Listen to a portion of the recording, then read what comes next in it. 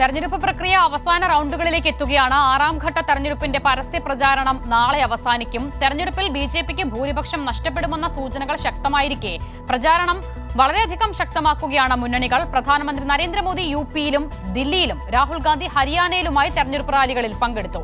7 സംസ്ഥാനങ്ങളിലും ഒരു കേന്ദ്രഭരണ പ്രദേശത്തുമായി 58 മണ്ഡലങ്ങളിലേക്കാണ് 25-ാം തീയതി ആറാം ഘട്ടത്തിലേക്കുള്ള തെരഞ്ഞെടുപ്പ് നടക്കുന്നത്.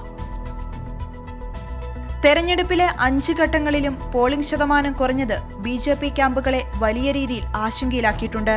തെരഞ്ഞെടുപ്പിൽ ബിജെപിക്ക് ഭൂരിപക്ഷം നഷ്ടമാകുമെന്ന സൂചനകളും ശക്തമാണ്. ഈ പശ്ചാത്തലത്തിൽ ശക്തമായ പ്രചരണവുമായി ബിജെപി മുമ്പോട്ടു പോകുമ്പോൾ വലിയ പ്രതീക്ഷയോടെയാണ് ഇന്ത്യ സഖ്യം തെരഞ്ഞെടുപ്പിനെ നേരിടുന്നത്. മോദി സർക്കാർ അദാനി സർക്കാരാണെന്നും രാജാവാകാൻ എപ്പോഴും ആഗ്രഹം മോദിക്കാണെന്നും ഹരിയാനയിലെ തെരഞ്ഞെടുപ്പ് റാലിയിൽ രാഹുൽ ഗാന്ധി വിമർശിച്ചു.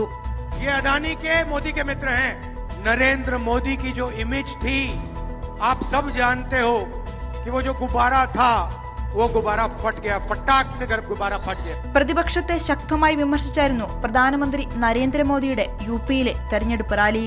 7 സംസ്ഥാനങ്ങളിലും ഒരു കേന്ദ്രഭരണ പ്രദേശത്തുമായി 58 മണ്ഡലങ്ങളിലേക്കാണ് 25-ന് വോട്ടെടുപ്പ് നടക്കുക. കർഷകരോഷം ശക്തമായ ഹരിയാനയിലും ഇന്ത്യ സഖ്യം കൈകോർക്കുന്ന ദില്ലിയിലും ഒറ്റഘട്ടമായി വോട്ടെടുപ്പ് പൂർത്തിയാകും. 2 സംസ്ഥാനങ്ങളിലും ഇന്ത്യ സഖ്യം ബിജെപിക്ക് വെല്ലുവിളിയാണ്. ദില്ലി മദ്യനയവും കെജ്രിവാളിന്റെ അറസ്റ്റും ജാമ്യവുമെല്ലാം പ്രചരണ ആയുധമാക്കിയിരിക്കുകയാണ് ഇരു മുന്നണികളും. ഉത്തർപ്രദേശിലെ 14 സീറ്റിലും, ബംഗാളിലെയും ബീഹാറിലെയും 8 സീറ്റിലും, ഒഡീഷയിലെ 6-ഉം ജാർഖണ്ഡിലെ 4 മണ്ഡലങ്ങളിലും വോട്ടെടുപ്പ് നടക്കും. ഈ സംസ്ഥാനങ്ങളിലും സിറ്റിംഗ് സീറ്റുകൾ നഷ്ടപ്പെടുമെന്ന ആശങ്കയിലാണ് ബിജെപി.